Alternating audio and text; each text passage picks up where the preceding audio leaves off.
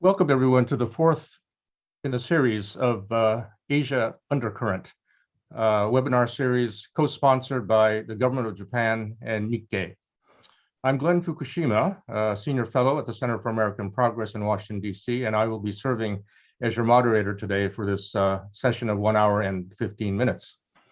The topic of today's webinar is Statecraft in the Indo-Pacific, navigating the future of supply chains, national security, and free trade. I will first spend a few minutes, maybe 5 minutes or so, introducing the topic and our three panelists, after which I will ask each of the panelists to speak for up to 5 minutes to give us their views, general views, opening views of these topics. And then after that, I will engage the three panelists in a discussion of about 30 minutes, and we will follow that up with questions from the audience. So for those of you in the audience who would like to ask a question, please feel free to do so. But if possible, please include your name as well when you ask the questions. Let me just spend a few minutes talking about today's topic. The topic of economic statecraft can be defined by some as the form of diplomacy that uses the full spectrum of economic tools of a state to achieve its national interests. This will encompass all the main international economic activities of states, including but not limited to policy decisions designed to influence exports, imports, investments, lending, aid, free trade agreements, standard setting, sanctions and rewards in pursuit of foreign policy objectives. So this is really quite a broad range of subjects that this issue of economic statecraft can encompass. And along with this economic statecraft would obviously be other elements of national security, including military power, political power, cultural power, etc. I think until recently, much of the discussion about economic statecraft had focused not only on the protagonists, the actors, but also the subjects or targets of such statecraft, including countries such as Iran or Cuba or North Korea. I think more recently, there's been discussion about the actors, or the ones who are actually pursuing the economic statecraft, and especially in recent years, United States and China. There has also been some discussion in recent years of, say, Japan, with regard especially to countries like South Korea. But I think this subject of economic statecraft is something that is gaining greater interest. I think during the Cold War between the United States and Soviet Union, much of the discussion was about military power, politics, and technology, such as the space race. But I think in recent years, especially with the rise of China, there's been much more of a focus on economic statecraft and what it can add to the exercise of power by various countries. So today we have a very expert group of panelists, three excellent panelists to talk about and discuss this very important topic. The first is Wendy Cutler, who's Vice President of the Asia Society Policy Institute and Managing Director of the Washington, D.C. office. She's had a career of nearly 30 years in trade policy and trade negotiations, mainly at the Office of the U.S. Trade Representative, where we worked together back in the 1980s. And she has been a acting deputy U.S. Trade Representative and involved really in some of the most important bilateral, regional, and multilateral trade negotiations in recent years, including the U.S.-Korea FTA, the Trans-Pacific Partnership, U.S.-China negotiations, and WTO financial services negotiations. So she's one of the real top experts in the United States and in the world when it comes to trade negotiations and international trade. The second panelist we have is Robin Harding, who's Asia editor of the Financial Times. He's responsible for the FT's coverage of the region. Previously, he served as a Tokyo bureau chief, covering Japanese economy, politics, and foreign relations. Before that, he was also U.S. economics editor of the Financial Times based in Washington, D.C., where he covered issues including the Federal Reserve and the International Monetary Fund.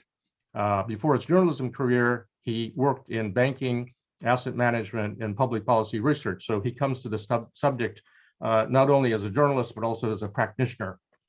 And thirdly, we have Professor Kazuto Suzuki, Professor of Science and Technology Policy at the Graduate School of Public Policy at the University of Tokyo. He has had extensive international experience, having studied and done research in England and France, as well as other parts of the world. He served as an expert in the panel of experts for Iranian Sanctions Committee under the United Nations Security Council from 2013 to 2015. He currently serves as president of the Japan Association of International Security and Trade.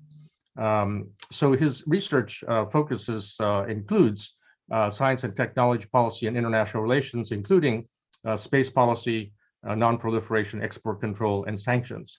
So we have a very expert panel, and I'm looking forward very much to having this discussion among us.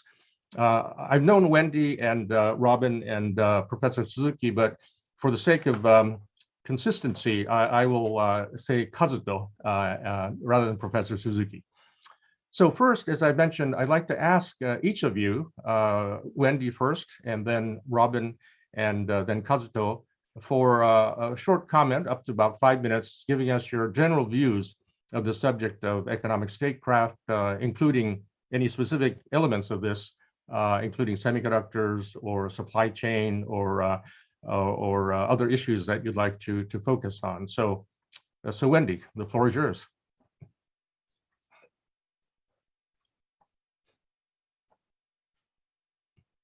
I think you need to unmute.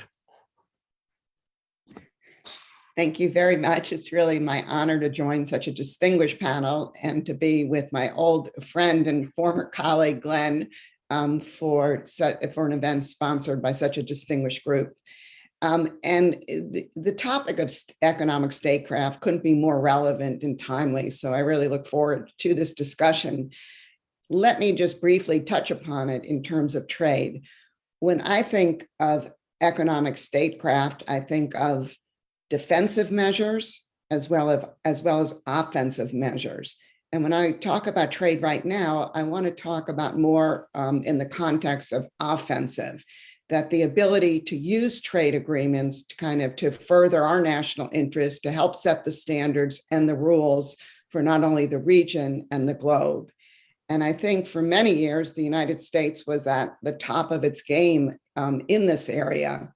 We were showing leadership in the WTO. We entered into many free trade agreements.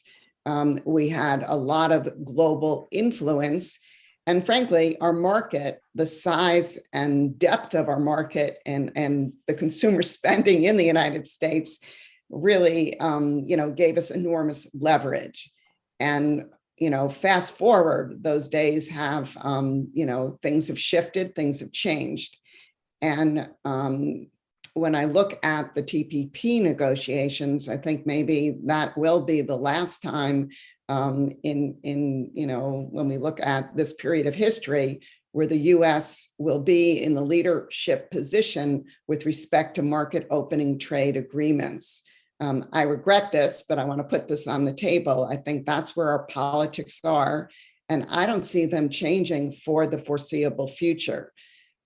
As a result, I give kudos to the Biden administration to try and shape an economic outward-looking policy which recognizes the political constraints. And I think the recent announcements over the past 72 hours upon the visit of Secretary Raimondo and Ambassador Tai to Japan, announcing a new bilateral initiative on innovation and commerce, as well as the announcement by Ambassador Tai today in Japan of a new partnership on trade, I think shows the kind of creativity the Biden administration is trying to use, recognizing our domestic constraints. But what we're up against in the region, and maybe I'll just stop here with my 5 minutes, is a rising China, with a lot of influence, a lot of money, and a lot of ambition with respect to helping to shape the rules of the future, set the standards for the future, and basically integrate with other countries around the world in supply chains and trade and investment relationships. So when I look at the world in the trade context, I'm concerned the United States has established a vacuum. China is taking advantage of that vacuum, and I think that's demonstrated by its application to join the CPTPP. Other countries like Japan, Australia, and other middle-sized countries are doing their best to keep up, and we are working closely with like-minded countries, but there are enormous challenges with respect to effective economic statecraft in the region and globally right now. Thank you. Well, thank you, Wendy. That's an excellent overview of many of the major issues that I hope we will be able to discuss. So next, Robin, can I ask you please to give us your opening comments on this subject? Well, thank you, Glenn, and thank you everybody for having me. I apologize first for my backdrop. Circumstances have meant that I'm doing this from home rather than a more professional location. I'm sure that the books behind Glenn are very distinguished and will reflect well on his professional personality. Behind me, you may be able to spot Thomas the Tank Engine, Diary of a Wimpy Kid. I assure you these don't reflect on my professional personality, but they're what I'm stuck with today. So apologies for that. Let me start with a few reflections. This concept of economic statecraft I found very interesting. It's not one I've come across before. I'm by background more of an economist than a political scientist or international relations person, and my career has focused heavily on economics. And in thinking about this idea of economic statecraft, one thing that's clear is that there's a bit of a tension, because in the economic sphere, people normally think about the goal of trade agreements as being to frankly clear away the statecraft, to get rid of the politics and the state interests so that trade can be conducted freely. And one thing I'm looking forward to hearing more of this evening is the extent to which people think, well, actually, the statecraft should be inserted in the way of trade, and trade should be directed or limited or interfered with in order to serve the state's economic interests. I liked and was interested in Wendy's distinction between I thought of it as a distinction between positive and negative actions. So in a sense, you can do positive actions to increase trade and shape rules as economic statecraft. So that would be things like creating trade deals that lower barriers to trade between particular countries, or setting high quality rules. But it seems to me there's also a debate about what you might think of as negative actions, i.e. protecting your own supply chain or securing yourself against unfair trade from others. I'm looking forward to talking about semiconductors. There's a lot of talk, particularly in Japan, but I think also in the US and around the world, about reshoring semiconductor supply chains and securing semiconductor supply chains and what that might involve. From the economic perspective, I find it extremely hard to understand how people intend to do that. And I look forward to hearing, because the economies of scale in semiconductors are such that the industry has become more and more concentrated in each facet in each particular place. And the scale that you need to operate now at really militates against each individual country having any real security of its own supply. So I look forward to getting into these issues later. Thank you again for having me, and I look forward to the debate. Thank you. Well, thank you, Robin. I think you raised some really interesting issues that touch on issues like philosophy and industrial policy and the role of government and ideology, and to what extent the politics and the economy can at times be in conflict with each other.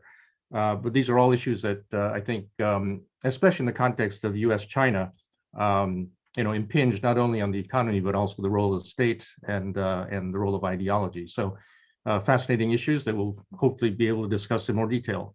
So Kazuto, please give us your 5 minutes opening.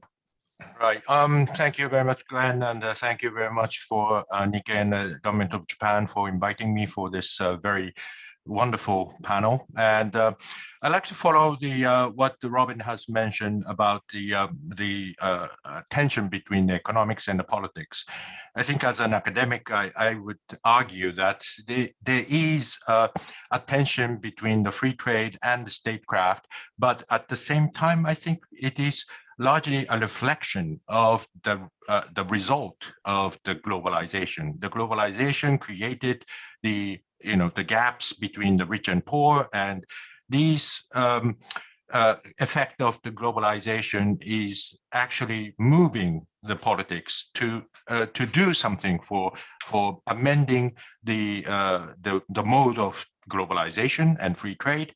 And on the other hand, I think there is international tension between Japan and China, United States and China, and this is reflected because of the deep interdependence in the economy. So if you have the interdependence in the economy for the adversary hostile countries, then you are open up for the your economy is vulnerable, and they can exploit, China can exploit this openness of the economy, and that is one of the reason why the economic statecraft is coming to the table of discussion.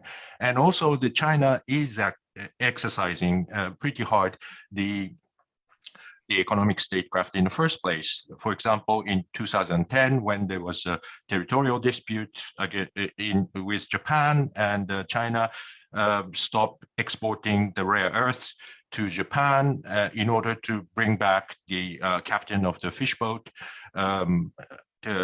which is who is detained in the Senkaku, around the Senkaku Island. So I think these are kind of the sort of an experience that the China has started it, and then people start getting understanding that the free trade and the trade can be weaponized for in the conflict, in interstate conflict. And I think that is also reflecting on the Kishida government's posture on the economic statecraft. Actually, Kishida government has set a new ministerial post on economic security, which is more defensive in the Wendy's language. I think the economic security is more defensive to avoid the interference from the international intervention by in this open economy. And so in order to protect its own economy, you need to establish some autonomy.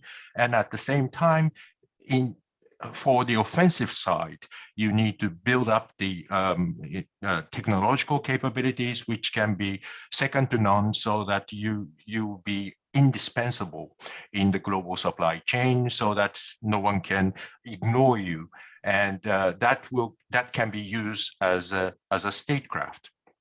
The problem in Japan is that there is a gap between the understanding at the government level and at the level of business and industry.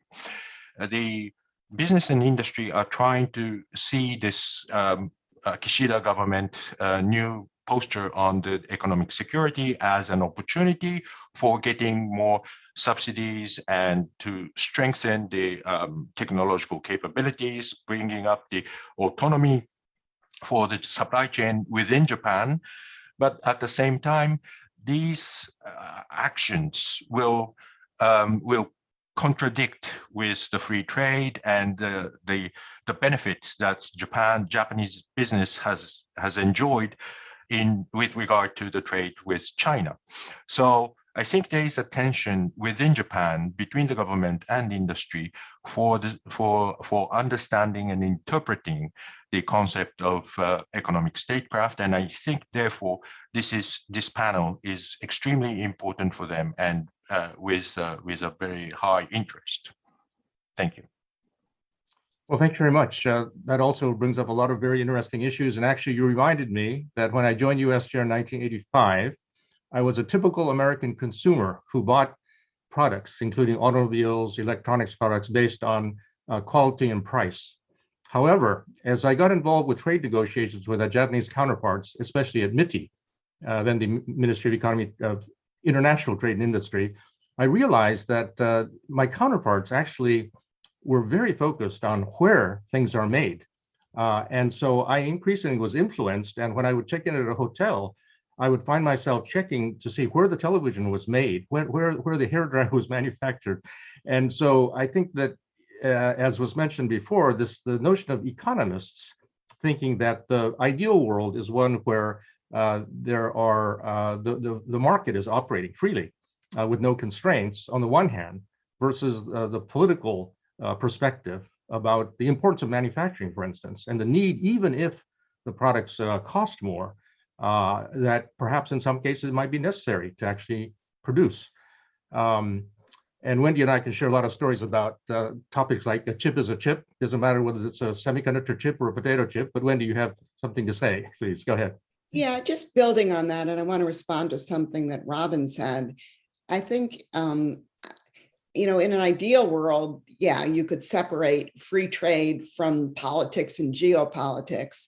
But frankly, if you look at the United States free trade partners through the years, the decisions on who to pursue a free trade agreement with took a lot of different factors into consideration, including geopolitics. And it's no surprise that our first free trade partner was Israel, for example.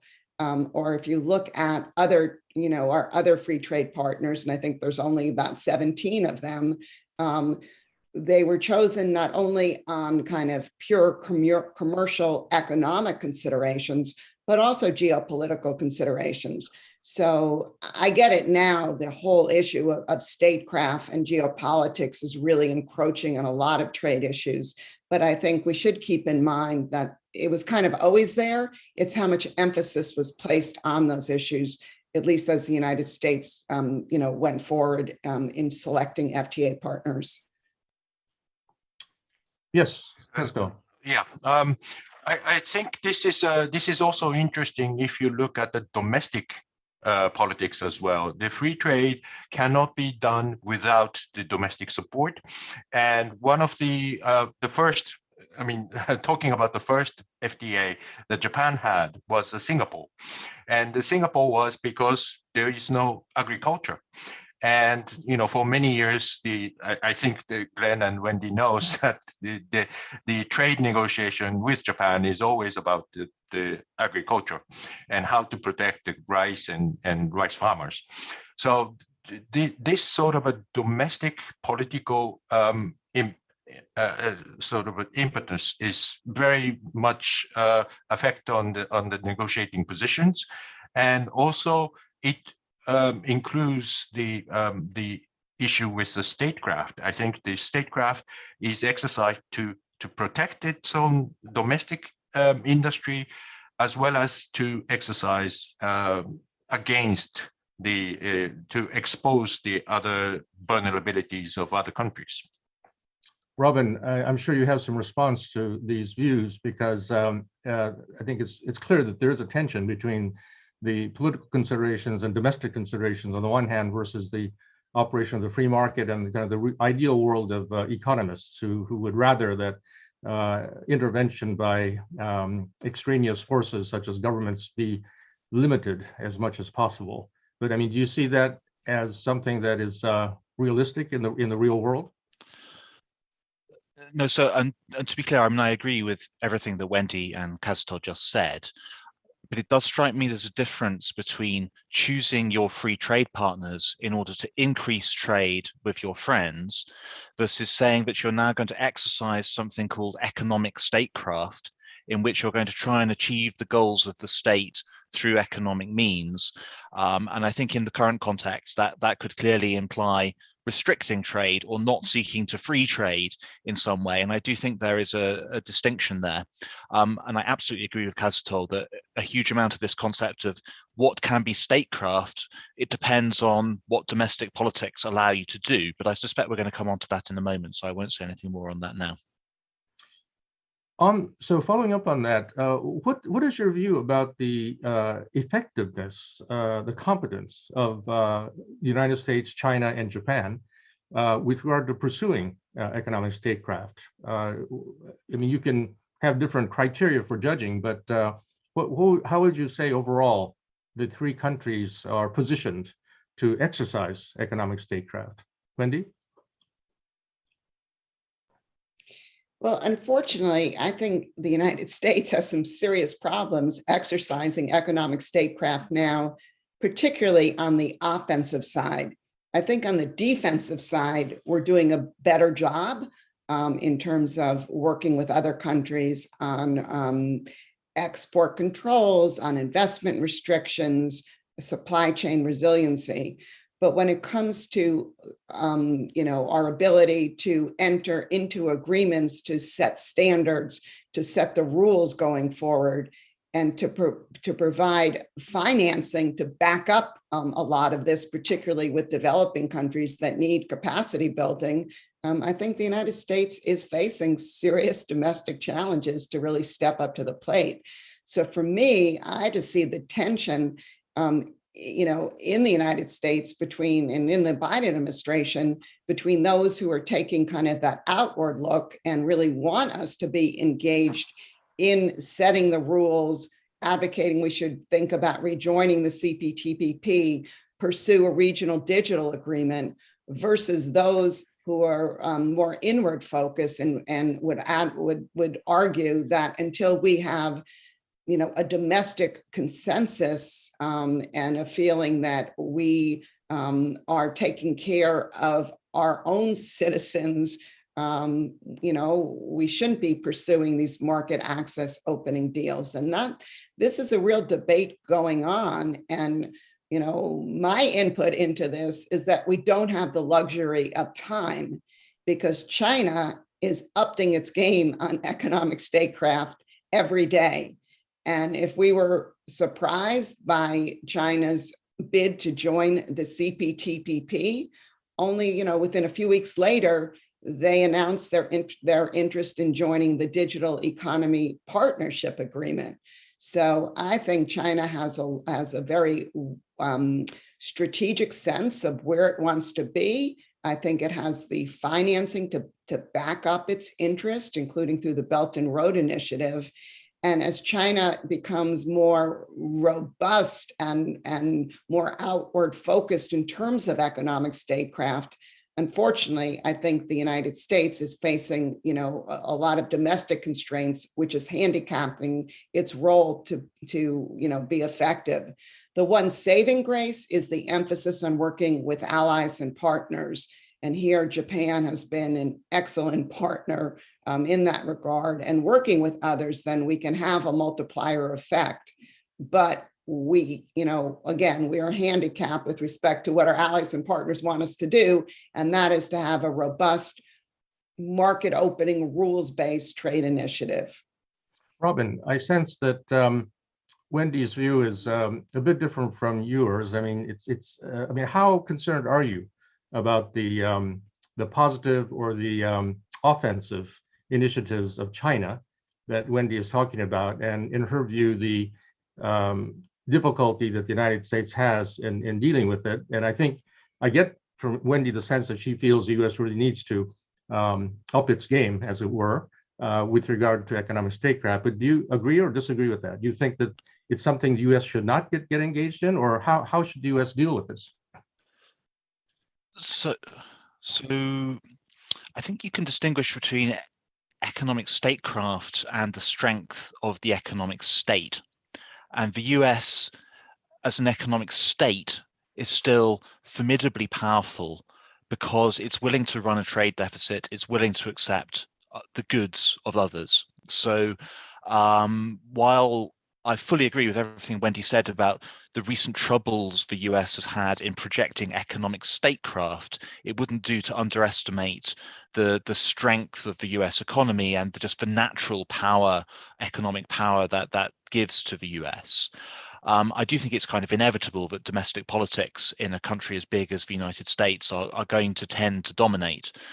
It's interesting to observe Japan. Japan, I think, has got much better at economic statecraft. It's been really interesting to see how strategic considerations predominated in Japan's approach to both TPP, where it was really willing to be the player which made the final sacrifices to get a deal across the line among the 11, and also in UK trade talks, where Japan could have, really demanded a lot more from the UK to roll over its trade deal after Brexit, but didn't, because the strategic reasons it wanted to engage the UK as an ally, as a partner, and in the Asia Pacific. I think with China, you just have to recognize China's not a democracy. So it's much easier, full stop, to exercise statecraft of all kinds, because a small number of people at the top can exercise those decisions, and they can consider the interests of the state without having to worry so much about the interests of interest groups, as the US does. So I think, of course, economic statecraft is important. I mean, we fully understand the reasons why we want the US to be a leading force in shaping the world's economic rules. But I think you can overestimate the trouble that the US is in here. The natural strength is still very great. I'm glad to hear that sense of optimism. Kazuto, I saw you nodding when Robin said that he felt that Japan was quite effective in economic statecraft, but at the same time, I sense that you feel that there's a lot more that Japan could or should do. What is your sense of the gap between what's been done so far and what needs to be done by Japan? Well, thank you. I agree with Robin that Japan has done a remarkable Japan has achieved a remarkable outcome at the trade negotiations, which is quite different from 1980s and 90s. But I think the leadership of the Prime Minister Abe for re-establishing the CPTPP and the trade negotiation with UK and Japan, EU, EPA was another achievement. But I think these are more political, diplomatic statecraft rather than economic statecraft. Japan has miserably failed to put pressure on the South Korea, for example, in 2019 to change the export control system, putting out the South Korea from the so-called white country, which is the most favorable country for the export control. In pursuing the political objective of changing the South Korean position on the historical issues with regard to the forced labor and the court decision in South Korea on the repayment of the and the capturing the Japanese assets. So this was not really successful, and I think this sort of using an economic tools and as a leverage for pursuing political objective was more effective when China exercised the statecraft, as Robin said, because China doesn't need to worry about the domestic interest groups and democratic processes. So I think China has a lot more tools in the toolbox.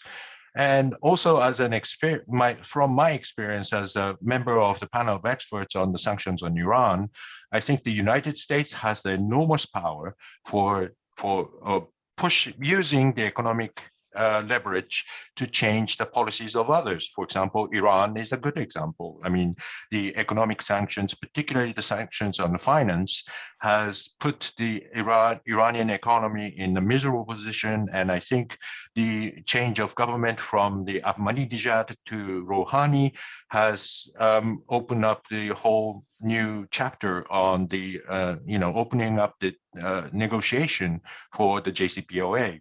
So these are the power of the United States to exercise its economic statecraft to pursue its economic political objective by using the economic leverages.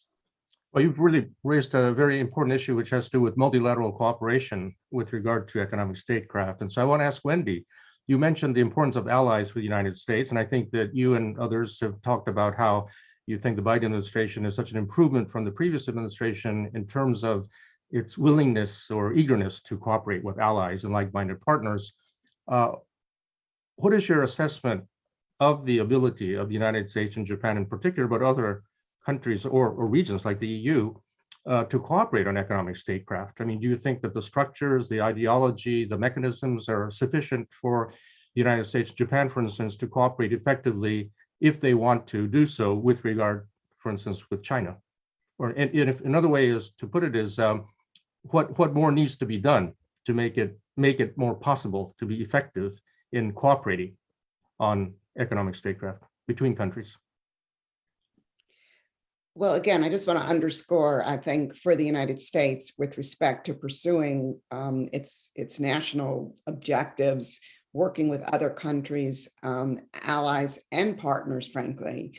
And I would argue that it's time for the United States not just to look at, its 3-4 closest allies, but to really try now and expand the net to try and work with other partners, particularly in Southeast Asia, for example.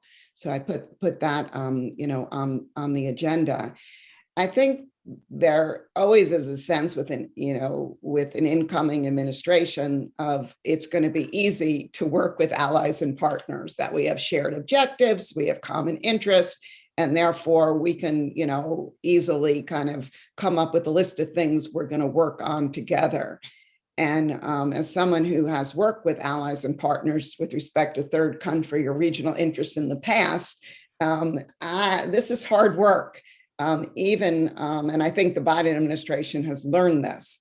It's put a lot of emphasis in recent months on working with Europe. It has made some, important strides in removing key bilateral irritants, including aluminum, steel, and the aircraft dispute. It's established a Trade and Technology Council where a lot of the regional technology and global issues are being discussed. But we haven't really seen results from this council. We're in the early days, but Europe and the United States, no matter the degree of common interest and the extent of common interest they share, particularly with respect to issues like technologies, non-market economy practices, economic coercion, et cetera, actually delivering concrete outcomes and agreeing on approaches is much more difficult. So that's a work in progress. And at the same time, we are launching certain similar dialogues with the Quad countries, as well as bilaterally with Korea, with Japan and others. So this is all a work in progress. I think it's always easier to announce new initiatives than to actually deliver results. And in my view, that's kind of what we need to see now, some early results coming out of all of these dialogues. Robin, what do you think it's advisable or something that's good for the United States and EU, for instance, or the United States and Japan to cooperate on economic statecraft, especially with regard to China? Or do you think that that's not something that's desirable? It's not something we should pursue because it could, from the economist's point of view, distort markets? Well, cooperation, cooperation's a nice word. It's always good to cooperate. The question is, cooperate on what? And it's best to think about this maybe in really concrete terms. So let's think about trade. What would it mean for the US and Japan to cooperate on trade in respect of China? Well, clearly they would be aiming to set particular trade rules which they liked and China did not like. The forum to do that was TPP. And you will see Japan joining RCEP with China. And I think you'll see Japan continuing to prioritize its trade relations with the Asia-Pacific region, because that's what's really important to Japan. So what in that sense does it mean for the US and Japan to cooperate on trade with respect of China? Or you can think about semiconductors, which we may talk about a bit more later. But let's say that your goal is to prevent China from achieving a world-class cutting-edge semiconductor industry while protecting the ability of the US and Japan to produce any semiconductor that they want without reliance on Chinese technology. So how would you do that? You would have to have some kind of mechanism in place to do that, which I really, no one has presented yet as far as I've seen. And the cost of doing that would be that you would exclude a country of 1.4 billion people and thereby lower the productivity of the global semiconductor industry and cut off one of the main sources of innovation to drive the semiconductor industry forward. So cooperation by all means, but cooperation on what, to what end? I think that's probably the question that we need to ask here. Well, you brought up semiconductors, which I was going to also bring up, because when Wendy and I were at US Chair back in the 80s, the US-Japan semiconductor issue was a very important issue. And one of the lessons I learned from that is that it was very difficult to persuade American economic agencies. I mean, USTR and Commerce were trying to persuade state and NSC and DOD and these other agencies. On many trade issues, they were not very receptive, but when it came to semiconductors, they were. And the reason was they felt that this was an issue of national security, that if the US didn't produce semiconductors, if they were all produced by Japan or other countries, that we would be at the mercy of other countries from a national security defense point of view. So I think that the current discussion about semiconductors also with China has that element of national security in it. It's not just purely an economic issue or business issue. But Kazuto, I'd like to ask you, what is your response to Robin about how it would be not desirable to lower efficiencies and to, in a sense, exclude or perhaps make more peripheral China as a player in the global semiconductor market or industry, which could, from an economic point of view, have inefficiencies? Well, I agree with Robin 100% that from the economic rationale, the cooperation or open up a market with Chinese, Chinese products and trade with China is the most efficient policy for pursuing the economic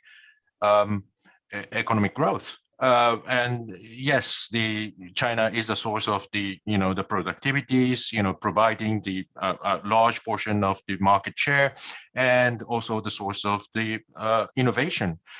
But at the same time, this is again, as Glenn said, everyone thinks that the semiconductor is a matter of national security, and if you leave the chips and the items which are the matter of national security in the hands of the potential adversaries, would it make you happy and safe and feel comfortable? That's a political decision. And I think, there is certain levels of, the controlling the risks.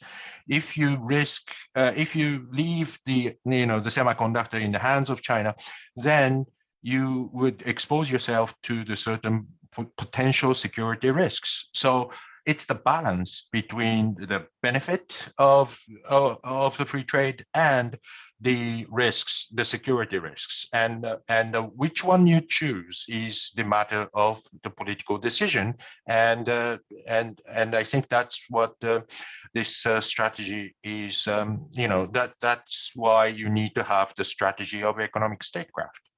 Robin, please go ahead. No, just one point and one question. So, I mean, at present, China is entirely dependent on the US, Japan, Taiwan, the rest of the world for its advanced semiconductor technology. So there's a certain element of asking one side that it should be dependent while saying it's unacceptable that the other side should be dependent.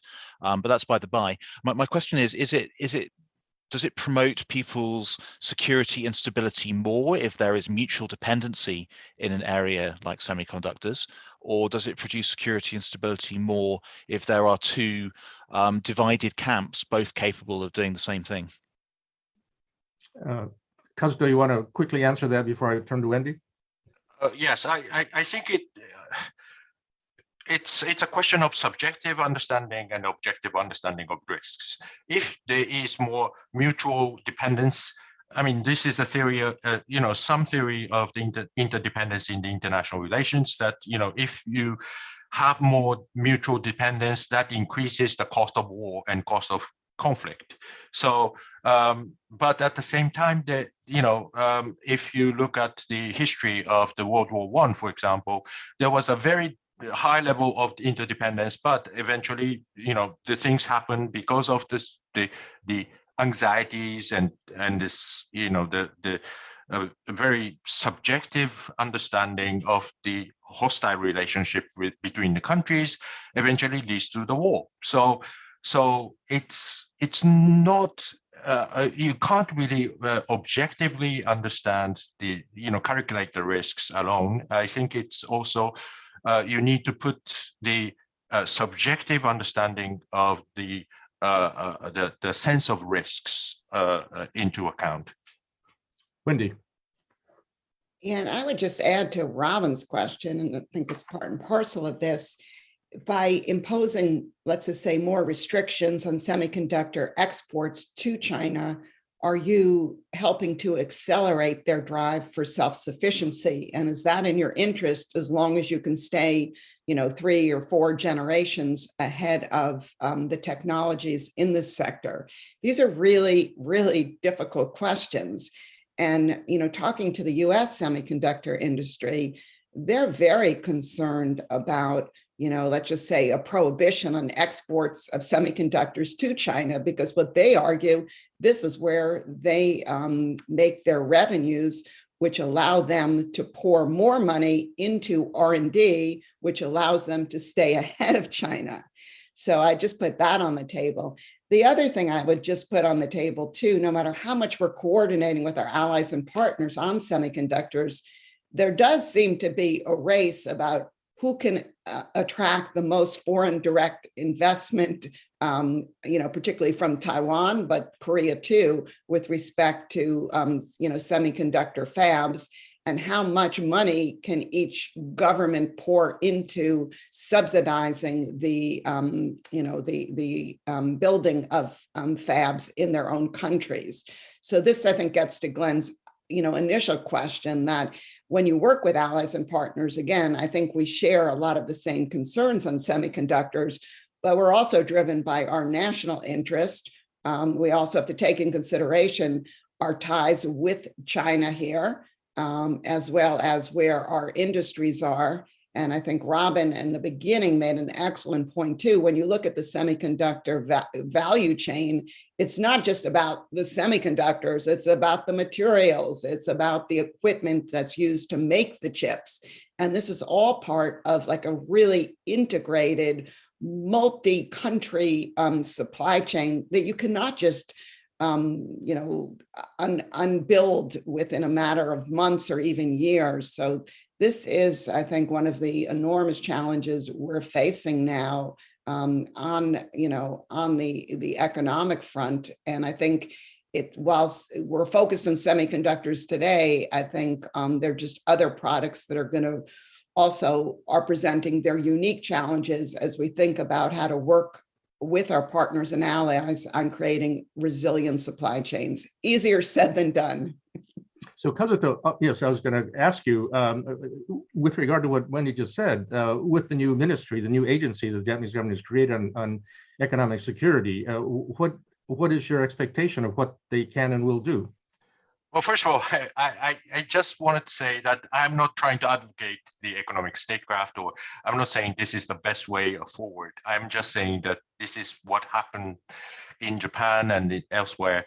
And I think this is a new phenomena. And as a social scientist, I think I'm looking at it with great interest and how this is exercised and how people think, and I'm trying to analyze the behavior of the states. I think one of the responding to Glenn's question, I think one of the expectation that the Kishida government is trying to reestablish and building a confidence in Japan that no matter what happens outside, then there'll be a sense of security to feel that the supply will be sufficiently continued if there is a conflict between China and, for example, Taiwan. I think there is a certain sense of danger here in Japan that, if there is much heightened conflict between China and the United States, there'll be a possibility that the supply from Taiwan, the semiconductor, will be to some extent the obstacled, and then we may not be able to gain access to the semiconductor that we need for our industry. So this is what the Japanese government is concerning about, and for many years Japan tried to negotiate with TSMC, the Taiwanese semiconductor factory, and finally successfully inviting the factory to Kumamoto Prefecture with a very handsome subsidies to support building the factory there. As Wendy said, I think this is a competition of the companies, but it's not a zero-sum competition. The TSMC can build a factory in Arizona and Kumamoto, as well as other places. That's the decision of the TSMC. And yes, there is a certain race, but they're paying their money for their own strategic interests. So I think it's a race, but it's not winners and losers. I think it's all concerning about this sense of security, how to build up the confidence that the supply of the semiconductor continues. And also I think Wendy's comment on the sort of a dilemma of the restriction or sanctions is very interesting. Yes, the restriction on semiconductor on China would push the more domestic capabilities in China. So I understand the argument that it will be much easier to control if the Chinese market is open. But I think one of the interesting statecraft by United States during the Trump administration on the restriction of semiconductor is to negotiate with the Dutch government and try to prevent the ASML's machine tools to export to China. And this is the tools that is, the ASML have the 100% global share and nobody else can make it. So this is the indispensable element of the value chain of the semiconductor. And I think these are the choke points there, and the United States is precisely putting this choke point, put the pressure on the choke point, and I think this was an interesting case of the exercise of the statecraft. So we spent a bit more than 30 minutes in this very interesting and stimulating discussion. There are a lot more questions I have, but I want to leave some time for the audience to ask questions. We've had a number of very interesting questions. So let me start with the first question, which I think probably Kazuto is probably the person who should answer. The question is, what are the main examples of China exerting economic coercion on Japan? And what measures has the Japanese government and business community taken to become less vulnerable to such coercion? And the second part of this question is, to what extent have such adaptation measures by Japan already produced results and made Japan more resilient? And this is from an analyst from the Mercator Institute for China Studies in Berlin. Right. Thank you. Thank you for the question. I think one of the example is the one that I mentioned about the 2010, the restriction of the export of the rare earth. And what was interesting is that, yes, there was a very heavy weight on the Japanese decision-making. The DPJ government has released the captain, which was detained after the clash with the Coast Guard ship. But anyway, what is interesting is that Japan immediately sued China in the WTO, and the WTO ruled in 2012, I guess, I think, that the Chinese exercise of this restrictive measures was against the WTO rules. So since then, I think China has refrained from exercising the economic coercion on Japan in a large extent, but they do so against South Korea when the THAAD missiles were deployed in the South Korean territory, and also, against Taiwan and Australia. But from the Japanese experience, 2010 was perhaps the biggest one. And what also interested in this case was that the Japanese companies, the automobile companies, try to produce the hybrid car without using the Chinese rare earth. The Chinese rare earth was the indispensable items for the building up the magnet for the hybrid car, but the Japanese automakers were able to do so without using the rare earth. So that was the sort of another successful experience of Japan to avoid such an economic coercion. Fine. So the second question, I think, Wendy, probably you may be the best person to answer this question. In your view, what is the relationship between the Quad and economic statecraft, i.e. how much are Australia and India coordinated with the United States and Japan on this? This is a graduate student from Keio University in Japan. Well, my answer is it's still a work in progress, but it is encouraging that the 4 Quad countries have shaped an economic agenda and have established working groups to work on technologies, to work on vaccine distribution, to work on climate-related issues. So again, we'll have to see what the actual outcomes are with respect to vaccine distribution. There was a huge setback, frankly, when India, went through its severe Delta outbreak. But I think this is a coalition that's worth watching. And I think we're going to see more of these coalitions established, where the Quad countries, let's just say, on a certain initiative may invite in another country that's not ready or interested in joining the Quad, but with respect to a specific matter or specific initiative, they do want to cooperate. So I think for a Quad-like structure to be effective, it not only needs to produce results, but I think it needs to be flexible and be open to bringing in other countries to help bolster the impact of its initiatives. Fine. The next question, I think maybe Robin, you might be equipped to answer this question. Don't you think that the time of efficiency-based comparative advantage is over, and that comparative advantage is now also based on the quality of institutions and or like-mindedness, for instance? This is Françoise Nicolas, who is a senior fellow at the French think tank, IFRI.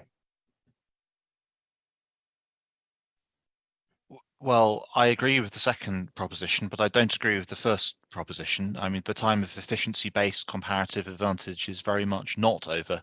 And we just have to look at all the trends in the global economy for the last 20 or 30 years, which have been towards relentless specialization based on comparative advantage.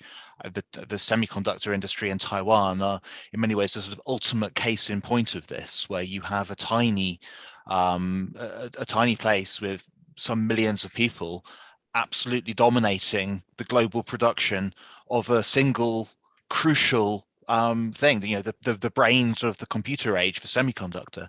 And that's based on Taiwan's established comparative advantage in producing semiconductors, which is, I have to say, one reason why I'm quite skeptical that these plant relocations to Kumamoto and things are actually going to work out as well as the Japanese government hopes they will. Is comparative advantage based on institutions, on knowledge? Absolutely as well. I mean, I think but is that comparative advantage? Perhaps it is, in the sense that Silicon Valley is comparatively speaking, the world's best place to innovate, to start a company, and therefore it attracts the world's innovators. They immigrate, they create their countries and their companies in Silicon Valley. So, I mean, I agree with your latter proposition. Certainly, comparative advantage in institutions is very much the key to national prosperity in this day and age. But that doesn't negate the fact that comparative advantage in economic production is still a dominant force in the organization of the global economy. Great. So the next question, I think, is something that each of you may have a comment on. It's a rather general question, but the question is, what are the panel's thoughts on middle powers, such as South Korea and their role? This is by David Roden. Robin, you had mentioned Taiwan and South Korea. Any of you, the three, the role of middle powers in economic statecraft? I would, in my opening remarks, I talked about the vacuum the United States created during the Trump administration when it withdrew from TPP and questioned the effectiveness and its full participation in the WTO. And what we saw, which was quite interesting, not only China trying to fill the void and Japan, but other countries as well. And particularly if you look at the WTO, you'll see a lot of these kind of middle sized countries coming together to kind of try and fill the vacuum. They've done some great work trying to develop a WTO pandemic response to deal with food security issues, to put restrictions on the ability to use export restrictions. And I think by banding together, they have tried to kind of fill the void of the US and frankly, China and the EU not being on the forefront of trade liberalization. So I think they have an important role to play, but without, the major parties of the US, EU, and China, for example, being more active, it's hard for me to see how the WTO, which we haven't discussed at all, remains vibrant, in the coming years. But they've done a really impressive job. And I would also say in the digital trade front, the Digital Economy Partnership Agreement concluded between New Zealand, Singapore, and Chile is gaining traction in the region, with Korea already announcing its interest in joining, Canada being close to announcing its interest in joining, and of course now the wild card, now China saying, oh, it also wants to join.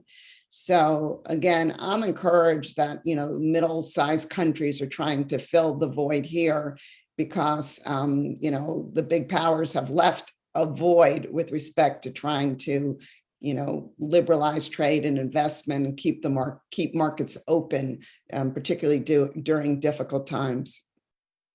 Kazuto, I'm sure you have some views on the role of middle powers. Right. I think I agree with Wendy that the middle power has a role to play as sort of a institutional innovator to provide a new idea on setting up the international rules. And I think this is the way in which that the middle power can play, and the middle power can secure their domestic market and the stable international trade. But at the same time, if you look at the experience of South Korea with regard to China, I think it was 2017 when the United States has deployed the third missile, which is the shooting down the intercontinental ballistic missile. The China has decided not to send the tourists to South Korea, and the tourist industry the South Korean tourist industry heavily dependent on Chinese tourists, and because of the decision of China, then South Korea had a significant economic damage by that. So I think this is one of the example that the middle power is also very exposed and vulnerable to the economic statecraft of the big countries. So that's another another side of the story of the economic statecraft and the middle powers. Right, Robin, unless you have a burning answer to this, could I move on to the next question? Because I think we're limited, we're getting close to the time limit. There's a very interesting question that's been posed by a senior executive at a global semiconductor company. His question is, while there are positives for a country supporting a stable supply of semiconductors, as they become more stabilized and commoditized, isn't there a risk of market collapse brought about by oversupply? Kazuto, you want to start answering this question? Yeah, I think this is pretty interesting question, and I think the current the hype of the inviting the TSMC factory in United States, Japan, and elsewhere is the perhaps reflection on this shortage of the semiconductor. But at the same time, the supply and demand of semiconductor comes as in a cyclical phase. And I think for example, the factory in Kumamoto will start producing semiconductor in 2024. And who knows what's going to happen in 3 years time. So I think this may leads to the collapse of the market by oversupply, and I do agree that this sense of insecurity about the lack of access to the supply and value chain of semiconductor eventually leads to the oversupply, and that may I mean, as a student of the space policy, this is another. The similarity can be seen in the space satellite launch rockets. The rockets are the strategic assets, but everyone would want to have one rockets per country, and therefore there are oversupply of this the satellite launch rockets. So that leads to that opens up the market for SpaceX, for example. The government-oriented launcher are much more inefficient than the SpaceX, the privately built rockets. So I think this sort of the state intervention, the political intervention in the market economy, often creates this sort of a imbalance in the market. Wendy or Robin, do you have a comment on this question? If you do, please go ahead. If not, there's one other question that has been posed by the audience. I have a quick comment on it. Sure. And the question was asked by a global semiconductor executive, who will not need us to tell them that the semiconductor industry is incredibly cyclical, and it has massive capital requirements, and you have to re-up your capital investment every few years. I covered the death of the Japanese semiconductor DRAM industry and its LCD industry.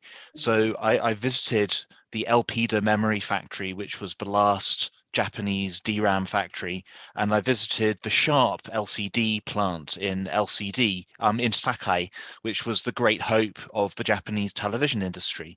And those were both enormous plants in which billions of dollars were invested, but they weren't big enough. And I very much fear that the same thing is going to happen in all of these attempts to reshore semiconductor supply chains. You have to keep investing on a colossal scale. And if everybody does that, nobody will make any money. And so that's why it just won't be possible, I strongly suspect. I think this may be the final question from the audience. Question is, I was wondering if any further evaluations could be presented with regard to the vaccine distribution programs in the Indo-Pacific and how this relates to economic statecraft, and in particular from the Chinese government. Question from Ashley Hacking. Wendy, you want to comment on this? Or if not, I can ask Kazuto. Okay, Kazuto, go ahead. Sure. I think one of the this is another very interesting example of the economic statecraft by using the using the vaccine and the human lives as a hostage. The China has approached to Paraguay and promised to distribute the Chinese vaccine Sinovac to Paraguay if the Paraguay stop the public relationship, the official relationship with Taiwan. So that was the pursuit of the political objective by using the vaccines and the, using human lives as a hostage. So that can be used as a sort of an economic statecraft, the example of economic statecraft, and the vaccine, because it has it has direct effect on the health and the lives of the people. This is the pretty close to the form of war, in a way that you are using the economic leverage as the weapon of attacking and changing the course of the political action of other countries. So I think what happened in Paraguay was that the Indian companies, under the request from the Biden administration to provide the vaccines to Paraguay, so that there was no, the Paraguayan government accept the Indian offer, and therefore they don't have to listen to Chinese. So what is interesting is that it's the monopoly situation in case of the vaccine. At the early stage, China was the only country which can export vaccines, because they can put the priority on the exportation of the vaccines instead of shooting their arms in the Chinese population. So this is again another authoritarian countries can do, while the United States and other European countries have to use the vaccines for their own people. The China would be able to use that for exports. So again, that was another form of the economic statecraft. Yes, Wendy, if you could make it very short, because we're up against the time limit. Yeah, so just a few sentences here. The US, in providing vaccines globally, is attaching no strings. And so we're not expecting paybacks. We're not laying down conditions. So in terms of economic statecraft, it will be interesting to see how this story is written in a few years of, which country or which groups of countries were more effective in distributing vaccines globally, and where have relations between those countries, where do they stand as a result of receiving these vaccines? All right, well, thank you very much. We're running up against the time limit. I want to thank all the panelists for a very stimulating and informative discussion. I think there are many other issues we could have discussed. I think if we had another 2 or 3 hours, we could go on. But just let me say, there's not really too much to be able to summarize, but I will say that this issue of economic statecraft, I think we found is a work in progress, that there are tensions within the political and economic dimensions and considerations, that one country pursuing economic statecraft is one thing, but to have cooperation could be another. And that it's a very complex issue. There are trade-offs and unintended consequences that we ought to be aware of, and that there are defensive, offensive, positive, negative elements or aspects to this issue of economic statecraft. So we are only 2 minutes away from the final deadline. So I just want to again thank the co-sponsors, the government of Japan and Nikkei, for sponsoring this very stimulating and informative discussion. Thank the panelists. And the last two things I'd like to say is, number one, for the audience, if you could scroll down and answer the questionnaire survey, so you can give us some feedback on this discussion, which I found very stimulating and informative, but I hope you did too. And the last comment is that this was the fourth in the series of webinars on the economy, Asia undercurrents. But the fifth Asia Undercurrent webinar is being scheduled for December, sometime in December, and the topic will be Japanese foreign and economic policy. And I think especially with the advent of the new Kishida government, there are lots of questions and issues that people in Japan and around the world will be focused on. So again, I want to thank everyone for this very interesting discussion, and I'd like to draw this discussion to a close. Thank you very much.